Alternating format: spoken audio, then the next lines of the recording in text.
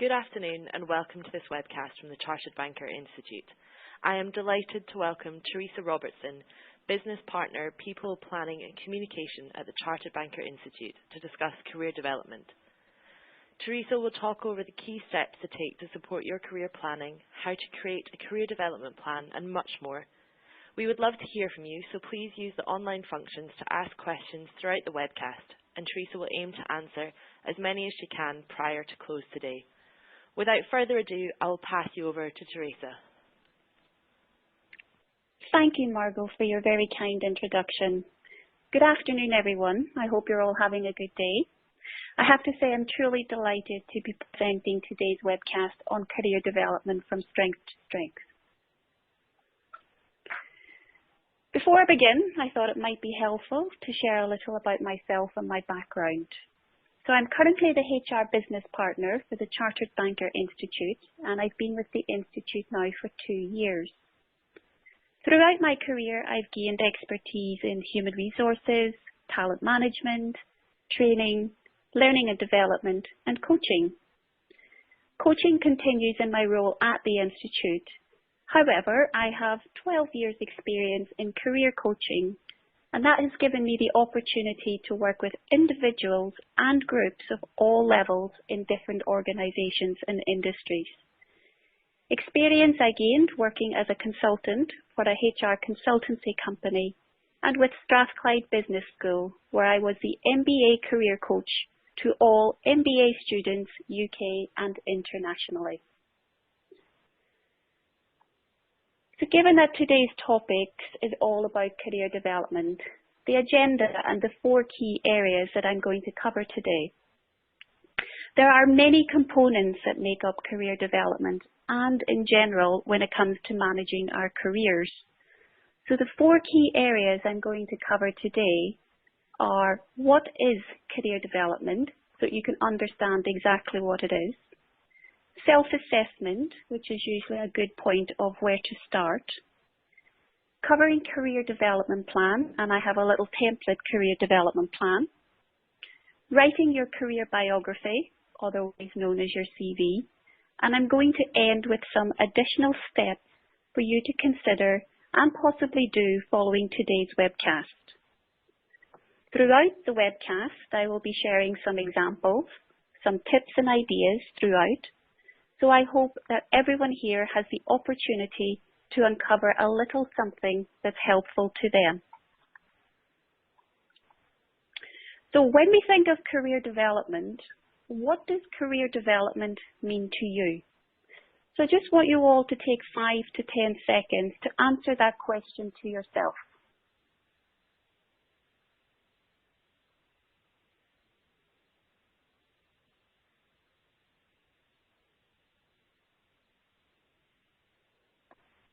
Okay, some of you may have said, I want to be a manager, I want to be a business leader. It could be, I just want to make more money, or I want to find another job. There's probably lots of different things that drive us in our careers. Career development has in the past been seen as a myth, that our careers just progress without us doing anything proactive to make it happen. We happen to know the right people to progress our careers. Would you say that's right? I think yes, it can be right in some cases because managers can play a pivotal role in developing our careers, but it's not always the case. I am afraid to say that career development does exist, for which taking the time to plan and develop our careers is real for a lot of us. It takes planning, drive, lots of motivation, preparation and time. And whether that's to move on to another role or an organisation, or simply change careers, or decide what we actually want from our careers. So I'd like to share with you, and you'll probably see this on screen, one of my favourite quotations that for me truly captures what career development is. And I'm just going to read it out. Career development is a series of activities or the ongoing lifelong process of developing one's career. It usually refers to managing one's career, which involves training on new skills, moving to higher job responsibilities, making a career change within the same organisation, or moving to a different organisation. Career development is directly linked to the goals and objectives set by an individual. It starts with a self-assessment of one's interests and capabilities. The interests are then matched with available options. The individual may need to train to acquire the skills needed for the option or the career path chosen. And I think really for me, that just captures everything associated with career development. But to summarise that, one of the things I'd really like to emphasise is that we, every single one of us individually, are responsible for our own career development and progression.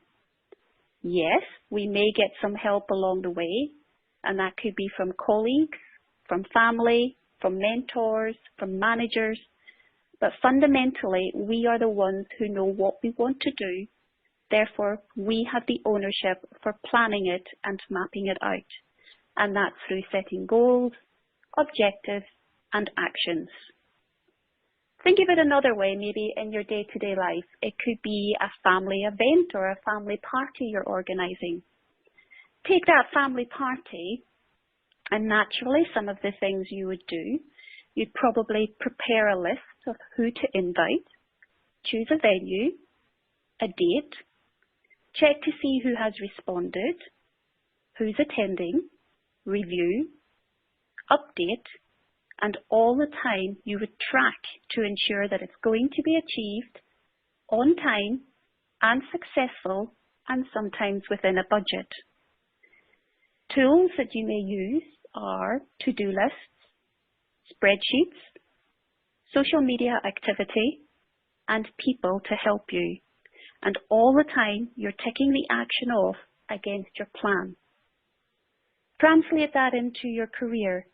Planning your career development, it's exactly the same. It's taking ownership of your career direction. Understanding what career development is the starting point, which links me very nicely to the next one, into completing a self-assessment. So when we may be at a crossroads or we're at a point of our career we're not quite sure what to do, these are 9 questions that I would usually encourage everyone to ask themselves to find out, what exactly do I want from my career? As I said, we are responsible for our own career development and progression. So I've 9 questions on screen. Undertaking the self-assessment for me is the best way to start. It's a good way to understand what we want from our careers, may that be now, 2 years' time, 5 years, and so on. So ask yourself these 9 questions. When I'm coaching clients, I always start with these questions because it helps me to understand their priorities and what's important to them. And from their answers, I can then start to map out potentially how they're going to progress that. Answering these questions honestly will help build the foundations and goals, whether that's short-term or whether that's long-term goals. We all have different drivers and different stages in our careers. So as much as being a manager, for example, at this point of your career may be the key importance, in 3 years' time, work-life balance for your family may take priority and then become the key importance. So use these questions, consider them if you wish, as a temperature check to use throughout your career. Even when you achieve your goals and objectives, you may want to go back and revisit these questions. And remember, your self-assessment answers may change from time to time, depending on situations and other factors. So I want to break down those 9 questions, and I've broken them down into 3 sections. So questions 1 to 4, what do I want from my career? What's important to me in my career? What are my personal and career goals? And what do I want my career to offer me that I don't get now? My next slide is really, I want to share with you some common themes and responses I usually receive to these questions. They're not laid out in any particular format, but it's just to give you a flavour. So for example, what do I want for my career? Is that promotion? Is that a manager role? Or is it simply recognition? What's important to me in my career? Is it flexibility? Is it new skills and knowledge? Or is it feeling valued? What are my personal and career goals? Is it money? Is it maybe a challenge? Or is it a cultural fit? What do I want my career to offer me now that I don't get? Is that personal development? Is that autonomy? Is that happiness? There are lots of different responses and themes that people can share. So what I would say, it all depends on your situation and the time in your career. So always revisit where you want to be, what's important to you. So take some time to consider these. So speaking of what's important to you, this may not come as a surprise in that most people rank money, their role and status as the top 3 things that they want from their careers. With more organisations offering flexible working patterns and personal development opportunities, I have seen this lead to a different shift in what's important to us. So feel free to refer back to the previous slide or actually ask yourself, what is important to you? What do you want to achieve from your career? And that could be, what are my top 3 that's important to me? I mentioned culture fit there, and it could be really important. It's important to a lot of us to make sure we're working in the right organisation. So if culture fit is important to you, you owe it to yourself to research and find out as much as you can about the culture of an organisation. Your contacts, your network, people that you know working in a particular organisation, take time to talk to them, because if with them working in a company, they are the best person to give you inside information on an organisation. I've also shared a little top tip here, a website called glassdoor.com. It may be familiar to some of you, it may not. It's a great website to research the culture of an organisation. I call it the TripAdvisor for companies because it's written by staff, past and present, where they can rate aspects of what the culture may be like in an organisation. They can rate senior managers, they can rate CEOs, and what you can find out is some salary information along with some interview questions that have been asked at interviews. So it's a really good website to use. Moving on to the next slide, I want to continue back with the self-assessment. So questions 1 to 4 I've covered. Questions 5 to 6. What are my transferable skills? What are my weaknesses? And how do I overcome them? A lot of people, when I commence coaching with them and I start to ask the question about what are your skills? What are you good at? It's amazing how many people just say, I just do my job. I don't know what my skills are. The skills belong to the organisation. For me, some questions to ask yourself to try and identify what are your skills and potentially what are your transferable skills. So ask yourself these questions. What am I good at? What skills, potentially interpersonal and technical skills, do I have from my current and previous roles? What skills can I offer my current role and or organisation? What skills can I transfer to another role or organisation? What skills or competencies do I need if I want to be a manager or a leader? And what skills do I have outside of work that would add value to my current or future role?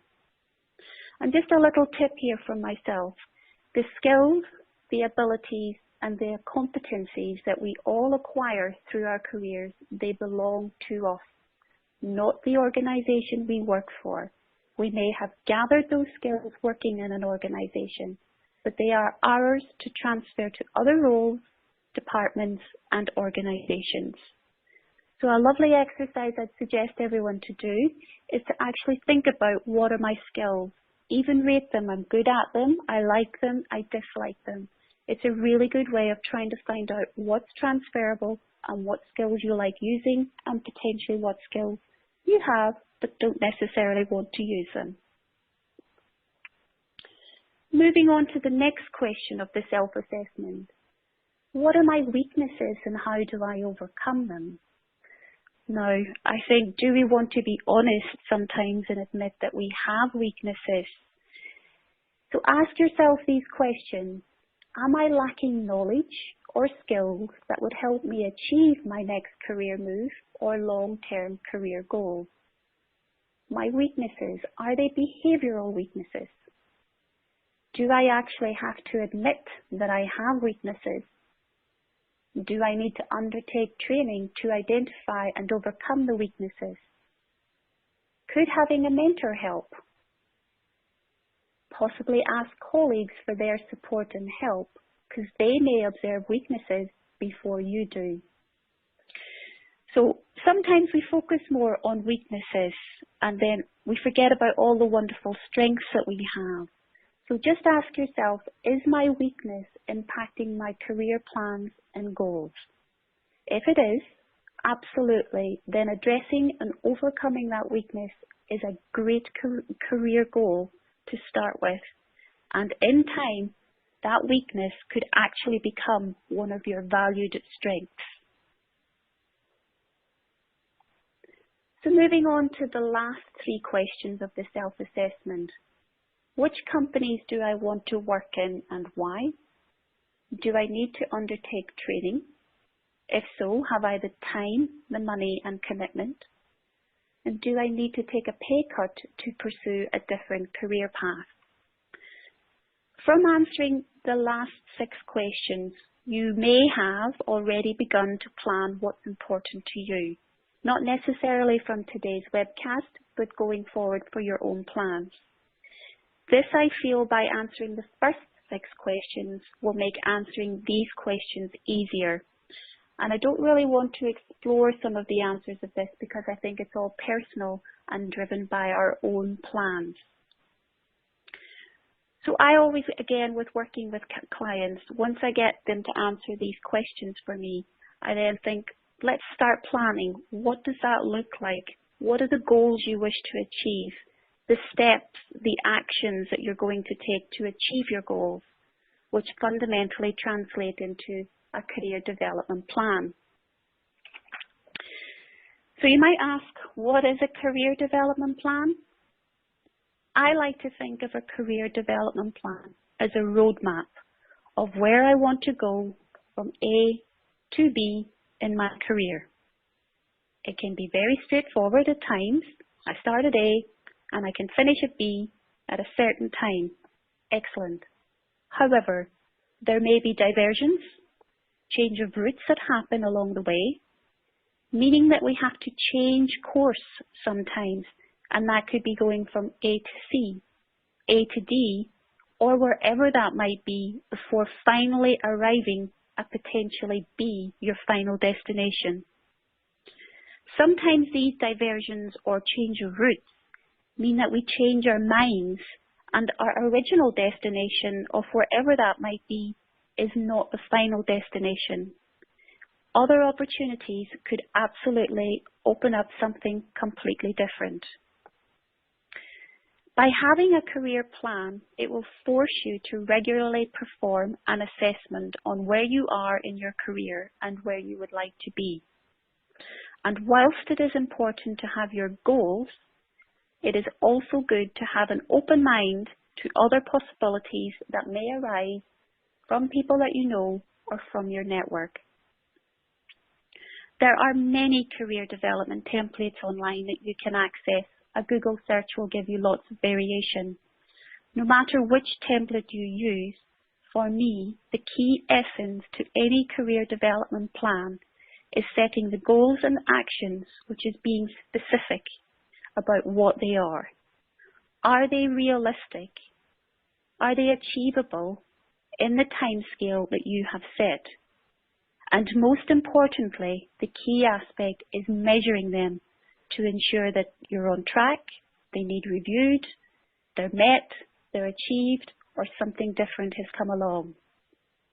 SMART is one of those acronyms that a lot of organisations use in performance appraisal objectives, so it may already be familiar to you. If it is, adopt it, use it, do exactly the same when it comes to creating your own development plan. So my next slide is really giving you a little bit of an example of a career development plan. I've chosen something that maybe some people may see as a little bit easier, but other people may find this a little bit more challenging, especially if it involves having conversations with line managers. So going through this plan, the long-term goal is this person would like to be a relationship manager in their current organisation. By when? 2 years' time, by January 2019. That sounds quite achievable, quite realistic. So the current skills and the knowledge they feel they have now is telephone sales. They support the sales team. They've got good communication, target-driven, basic IT skills. That's a good array of skills.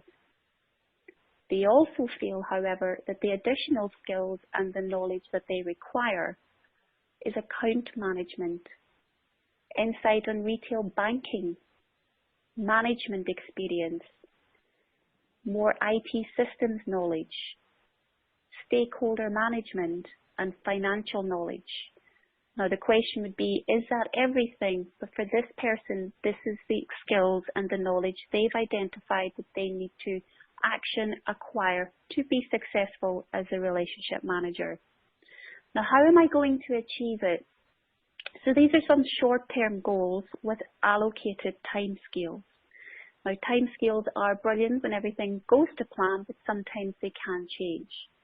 One of the first things I would recommend to anyone if they want to remain within their same organisation is have a conversation with your line manager and create a personal development plan. Achieve all their targets set in their current role is another short-term goal. Possibly get a mentor, and that's either internally in the organisation they work for at the moment or via the institute. Improve their IT skills they've already identified through some training courses, and learn more about a relationship management role through job shadowing, a secondment opportunity. We've also looked at commencing professional qualification. And one of the things at the bottom is prepare CV and get job ready. So you can see then there's lots of time scales linked to each one of those actions in the short-term goals. And really I just want to give you an example of what that looks like. When you start planning it, the other column that isn't there is actually review dates. So if you've set timescales for March, December, May, put a review date and make sure you review it. See if you're on track, see what you've achieved, and continually work and go through your plan. It's a great feeling when you see your goals and timescales achieved. Though, as I've already mentioned, priorities can change and you may need to review your plan again. Just remaining focused and driven will help keep you on track.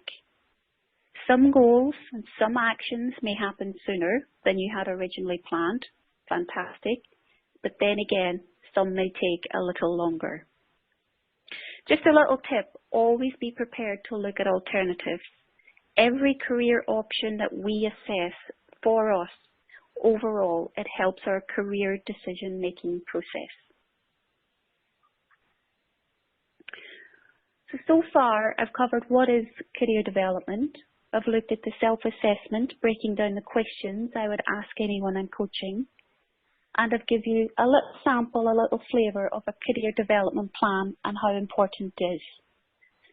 The next section I want to look at, and something I would encourage everyone to do, is start by creating a career biography, or in other words, a CV. With the three categories that we've just covered, you're putting all the foundations in place. your self-assessment, your career development plan, knowing what's important to you, and identifying your skills. Now it's time to gather all of that information, put it in the necessary documentation, and by creating a career biography CV, it's a fantastic way to prepare in marketing yourself. And as I say, you can't get better than pulling this together. Believe it or not, and a lot of feedback in people that I've worked with, they find this an exceptionally difficult thing to do. And it can be quite worrying because people get worried about getting it right. A little tip would be start by creating a master document with your full career, as it's a good way and a good reminder for you to think about all the skills, the knowledge, the experience, the achievements, the qualifications, everything that you've done since your careers began, even changing careers. Capture it all, and then as time goes on, you may wish to showcase certain aspects, certain parts of that master document, which becomes the relevancy to align to your career plans. So with the relevancy, it could be then that you select and tailor your CV to what you want to market about you for a particular role you see advertised, for a secondment, an opportunity internally, whatever it might be. Doing all this builds confidence.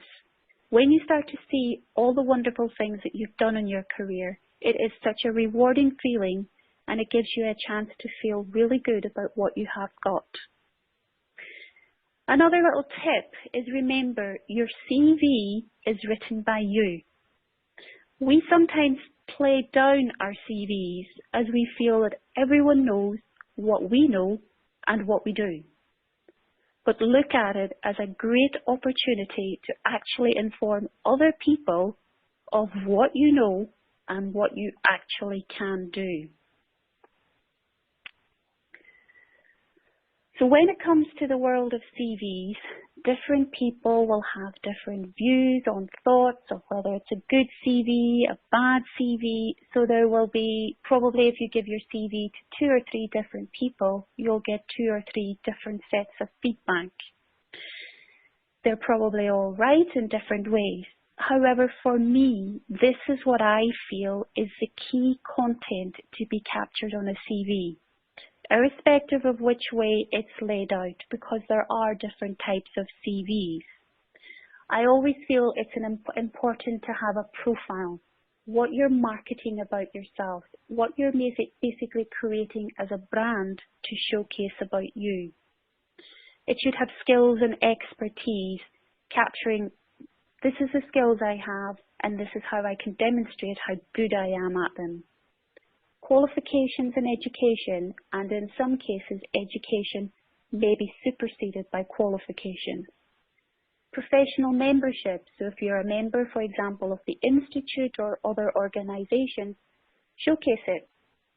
Training. You may have lots of years training courses that you've done in the current organisation or previous organisation. I think it's really good to show that you are a fan of continual development. So capturing some training courses, certainly relevant to maybe what you want to do or certainly what you aspire to do, is really good to capture on your CV. Achievements, and I'm going to link that in with experience, otherwise known as career history. A lot of people from CVs that I've reviewed and worked on throughout my coaching career, I've seen lots of people with their experience, rather maybe than saying to me, this is what I've done, this is what I've achieved in my role, they copy and paste their full job description. So it doesn't really become personal. It doesn't really, it's just, I can do this, I do this. So I always think about capturing your experience and showcase to employers or managers, whomever it might be. This is my role, this is what I've done, but this is actually what I've achieved in each of my roles. Additional information. Sometimes it's good to give a little bit of information at the end. For me, this is more an optional part for a CV content. The ones prior are absolutely essential.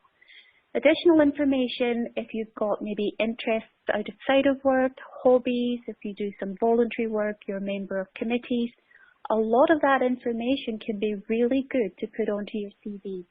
especially if you have got options and you're not quite sure.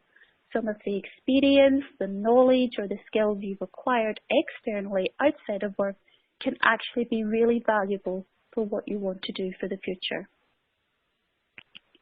I've touched a little bit there on profile, experience, achievements, skills and expertise. So I thought my next 3 slides is to give you some examples of maybe how you want to capture that content.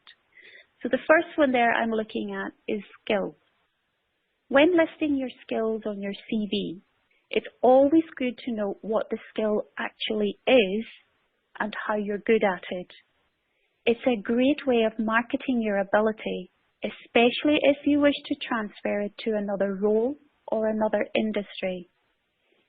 Same applies to experience, as you may have worked in different teams or departments, so it could be advantageous to group them all together. So the examples I've provided there is I've grouped financial. This person has strong working ability of hedge fund management, risk assurance, investment banking, financial reporting and process reviews, and they've mentioned Six Sigma. IT, proficient user of Microsoft Office, in particular Excel and Access, and working knowledge of SAP, SAP and Oracle. Planning and organisational, successful in planning tasks, projects, day-to-day operational activities in line with business and client needs. So I put a little sort of key tips there to try and help everyone here who may be capturing their skills. There is a little bit of industry knowledge stroke jargon, but I think from the world of financial services, absolutely it can be a great advantage. The key skills here are clearly identified and along with some experience. As I've mentioned, there's a financial services industry focus, and as much as these skills at the moment look as if they're very much linked to the financial services industry, taking some of those skills could equally be generic and transferable to another role or organisation if required. The next example there is achievements. Now, some of you may be aware of what achievements are, some of you may not. So hopefully, as I mentioned previously, it's really good to showcase, here's my role, this is what it means, this is what I've done. So grouping them together. So the example I've provided here is introducing the company. So the company is ABC Limited London and the title is Business Analyst. This person has been in the role since March 2012 to present. Sometimes it's really good to give a little bit of an introduction of who the company is. This case, ABC Limited is a niche market consultancy firm providing consultancy solutions to the investment banking sector across Europe. This individual, their role is work within the change management team, analysing and proposing implementation solutions across processes, people and governance. And to show who they report into, report to the business manager of EMEA.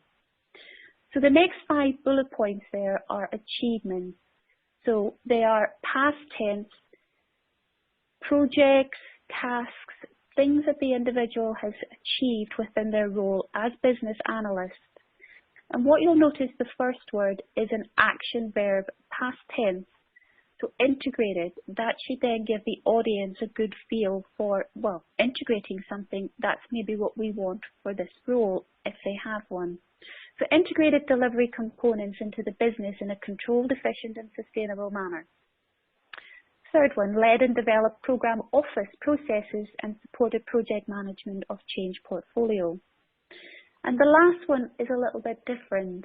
Frequently recognised for high performance by management and colleagues, 4 times in 18 months. So this, if I was someone reading this person's CV, I'd be thinking they potentially want to move into a managerial position. So they're emphasising some of the things that they've done by using words like led, developed, they've also got coordinated. And to get lovely feedback like that and to be recognised as a high performer 4 times in 18 months is excellent. So the little tips are, introduce the company, what your role is, how long you're doing it for, show evidence of your successes and what you achieved, As I mentioned, use action words: led, developed, achieved, whatever it might be, and always try and use that as your first word to show what your achievement has been. And make it relevant to the role that you're potentially applying for, and always tailor. The last example I have here is on profile. Now, feedback and lots of clients have told me that they find this the most difficult part to do because they're trying to capture and they're trying to brand themselves. So preparing your profile for me is a great way of answering that lovely interview question, tell me about yourself. It's also very helpful if you're introducing yourself at a networking event, because sometimes people will just come up, shake hands, who are you? So the sample one I've provided there is a chartered banker and senior banking manager with 7 years UK and international experience operating across the financial services industry, has developed extensive change management knowledge and skills including project management, organisation design and process design. For me, that profile, it's clearly branded. I can see this person is a senior banking manager. That could equally be something like a business analyst, a relationship manager. Brand what you want yourself to be known as. So already touching on the key skills and experience, so it's highlighted in that little summary as well. There's reference that they are a chartered banker, so obviously they're qualified and their membership comes through. And it's very relevant and not generic. So profile, there's lots of hints and tips about how to create your profile. For me, I think it should be no more than 100 words. Because if you're trying, it's like that elevator pitch where you've maybe got 30 seconds or 1 minute to describe who you are. That tell me about yourself. That's a really good way to try and gauge. Start with 100 and you may want to reduce it.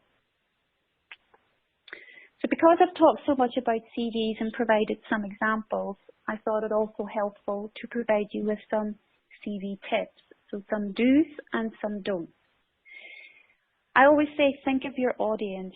So when you're sending your CV or purposely tailoring, creating your CV for a secondment, a promotion, whatever that might be, always think of your audience, whomever is reading your CV. So the do's I would encourage are always check that it's free from spelling or grammatical errors. It's positive, using appropriate wording and language.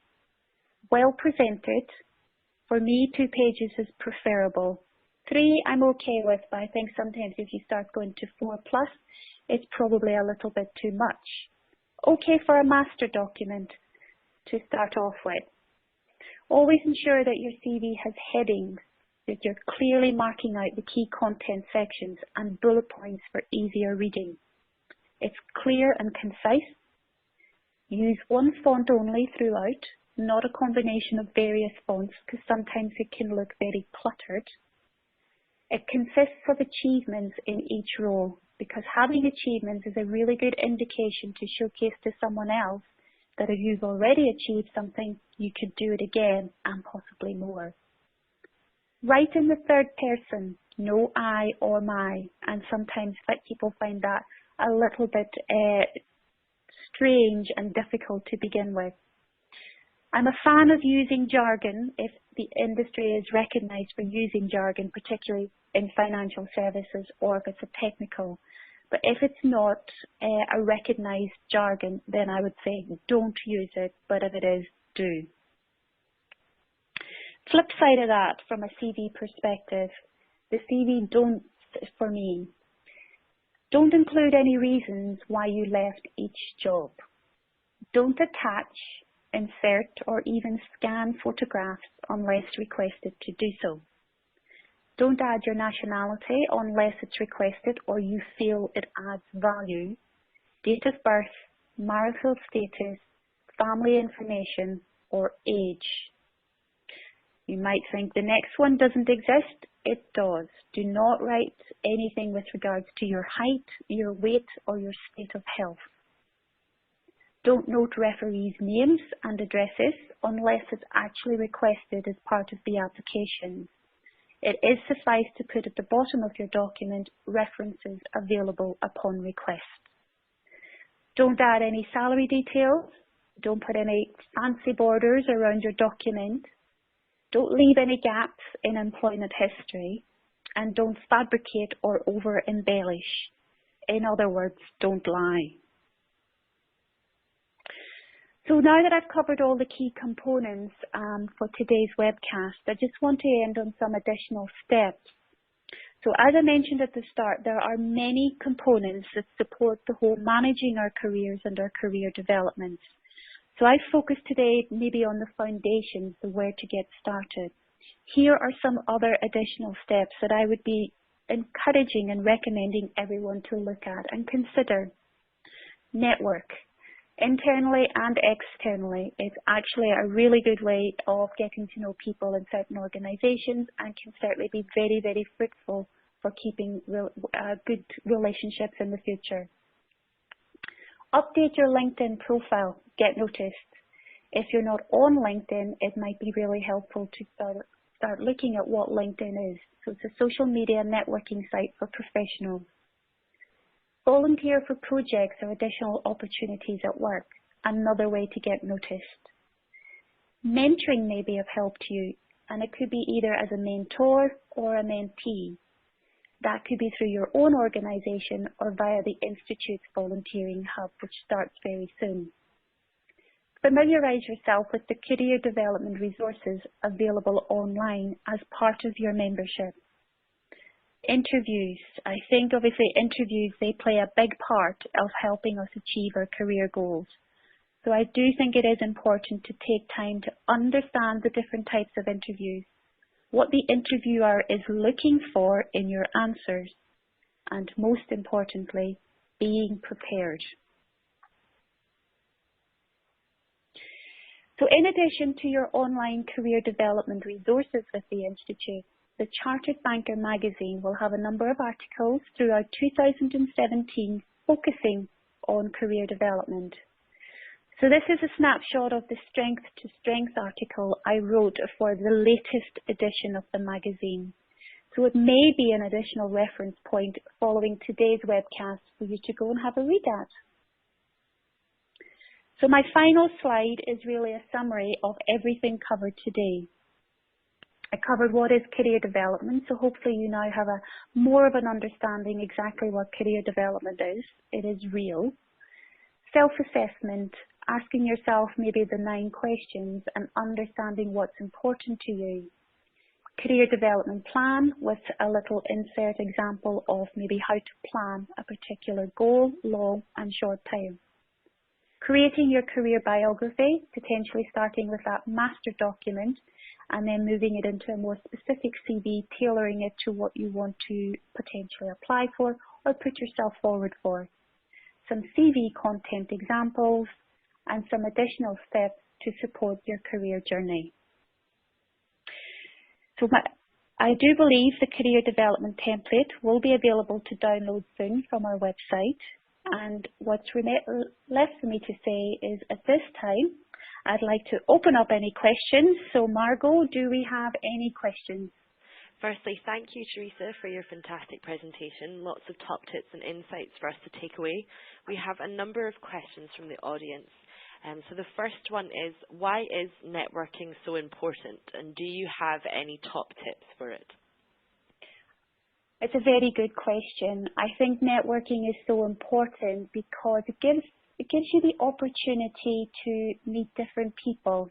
People, especially if you're going from an external perspective, you may be so used working in your organization, you're getting to see and meet the same people all the time.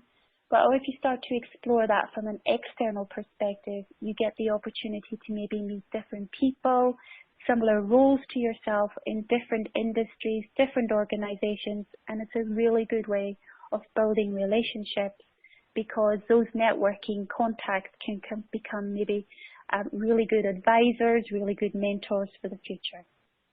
Top tips, I always feel from a networking perspective, always be prepared. Be prepared to talk about yourself and whether that's, who are you, tell me about you, tell me what you do, to even talking about, what you've achieved in the past. So I think the top tips is being prepared to answer any question that may get asked to you. Great, thank you. The next question is, how do I find a mentor? A mentor, there are lots of external organisations who provide mentoring facilities, but equally a lot of organisations provide their own in-house form of mentoring, whether that's a mentor or a mentee. Through the Institute, I think you can come in and correct me on this one, but I believe we'll be launching a mentoring scheme in the foreseeable future, so there is an opportunity to avail of mentoring through the Institute very soon. Fantastic. The next question is, what is the worst CV you have seen? Oh, that's an interesting question.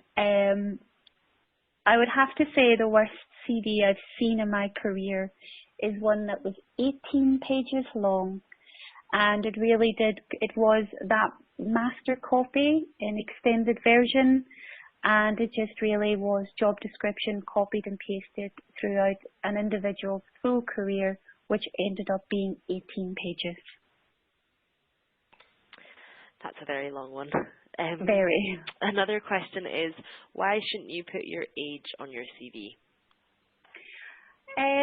I would encourage people not to put their age on their CV. Same way I would say don't put your date of birth, because if you think of someone, your audience who's reading that CV, rightly or wrongly, they sometimes can create an impression. So it can touch a little bit. They may develop a little bit of unconscious bias to that person just by reading what they've said, engaging their age. It could be they could perceive them to be too young or too old. So I think eliminating a lot of that, sometimes you can very closely work out what someone's age is by going through their career history. So don't put it on, because you're opening up to someone going, they're too young, they're too old, which could create unconscious bias. Okay, thank you. And the last question that we've got time for today is just quick interview tips. Do you have any? Interview tips, I would say understand the difference in the different type of interviews, whether that's a formal open questions or whether it could be competency or behavioural interviews, which are the same thing. Understanding the different interviews, being prepared. So if it is a competency-based interview, there's an acronym STAR where you're having to answer the question in a particular format. Know what the interviewer is looking for in your answer so that you can answer it as best as you can. Lots of preparation, lots of practice, and lots of planning. Great, thank you. So thank you for all your questions, and unfortunately that's all we have time for today. Should any of our listeners like to have a copy of the slides, these are available to download in the Attachments tab. And as Teresa mentioned, the Career Development Plan will be available to download on our website, and the link can be found for this in the Attachments tab also. Lastly, I would like to ask a favour of our audience. Please give us a rating and feedback on today's session so we can continue to provide content that you would like to hear. Thank you to Teresa for sharing your insights and expertise with us today, and thank you to the audience for joining us. Have a great day, everybody. Thank you. Thank you.